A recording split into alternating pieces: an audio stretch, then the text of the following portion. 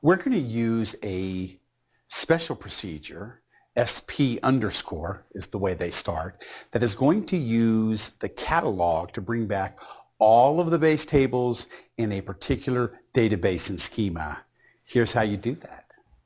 Notice that I'm setting my database to say use SQL class. This is especially important here. You can't use the database command setting a default database inside a stored procedure, but I'm going to create this procedure and it's got an SP underscore to start, which means it's stored in the master database. But since I did the use SQL class command, that's where it's going to pull the information from. So I create the procedure, give it a name. It will be stored in the master DBO special proc area.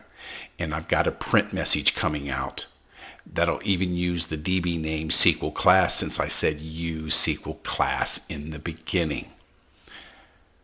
Again, this is going to be stored in the master database for special stored procedures, but it will use the SQL class default. So it's going to pull back information from the SQL class database. Here's my query inside the procedure.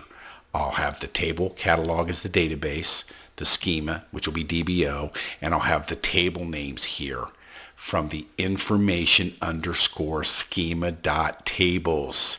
These are inside SQL Server, and the table type is the base table, and I'm going to sort this. I've created the stored procedure. Now this is going to be really nice because watch what happens when I execute this. It gives me the database, SQL class, which I utilized with the use command. The schema was DBO, and it lists all the tables inside the SQL class database. What a nice procedure to have when you need to look up information about a particular database or schema. This lesson brought to you by Coffing Data Warehousing.